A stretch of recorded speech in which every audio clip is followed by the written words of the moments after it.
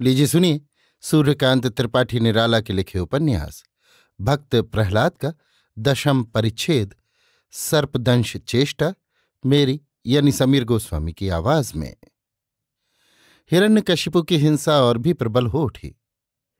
इस बार अपनी आंखों उसने प्रहलाद को बचते हुए देखा। इस वार से कभी हताशा भाव भी आकर कमजोर करने लगा, परंतु जिस तरह सूर्योदय के लिए ही रात हुआ करती है, उसी तरह ये हताशा भी उसे प्रतिहिंसा के परम शिखर पर ले चलने के लिए क्षण क्षण में आने जाने लगी। हिरण्यकशिपु अपना हठ नहीं छोड़ सका। इसका छोड़ना एक तरह उसके लिए मृत्यु ही था।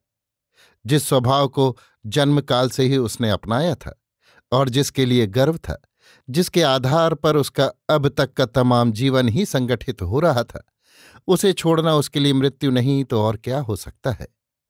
परंतु मृत्यु को मृत्यु के राज्य में बसते हुए भी मनुष्य नहीं चाहते। हिरण्यकशिपु भी अपनी मृत्यु न चाहता था। उसे अपना स्वभाव बदलना मंजूर न था। ये उसकी शक्ति से बाहर की बात थी।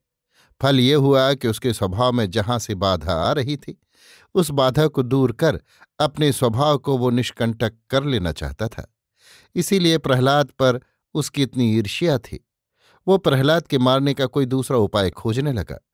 मंत्रियों ने समझाया कि महाराज, अब एक दूसरा उपाय ये किया जाए कि प्रहलाद जिस कोठरी में कैद है उसमें जहरीले सांप छोड़ दिए जाएं तो अवश्य ही उनके काटने से प्रहलाद की मृत्यु होगी।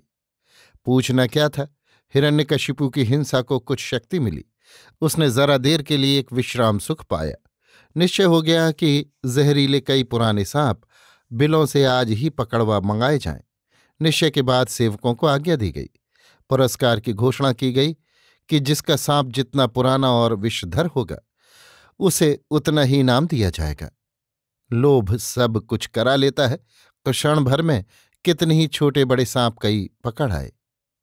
हिरण्यकशिपु उन्हें देखकर बहुत प्रसन्न हुआ। कठिन परीक्षाओं से उत्तीर्ण हो संसार को ईश्वर प्रेम की शिक्षा देने वाला वो निरभिमान सरल बालक अपने गुरु की आज्ञा पर दृढ़ विश्वास जमाए तल्लीन हो ईश्वर चिंतन कर रहा था। उसी समय खिड़कियों से कई सांप कोठरी में फेंक दिए गए। प्रहलाद को इसकी कोई खबर नहीं। सांपों की फुफकार से जब ध्यान भंग हुआ तब उनकी समझ में आया कि ये चौथी परीक्षा सामने आ गई। प्रहलाद स्थिर चित्त हो फिर ईश्वर स्मरण करने लगे। श्वास की गति क्रमशः धीमी हो गई। अंत में मन ईश्वर भावना में बिल्कुल डूब गया। जिसकी कृपा से हाथी की क्रूरता भी कोमलता बन गई थी, आज सांपों के भीतर भी उसकी अथाह करुणा प्रवाहित हो चली। कुटिल सांपों को भी काटना भूल गया। वहां कुछ देर के लिए उनके स्वभाव में भी प्रेम की पराकाष्ठा आ गई।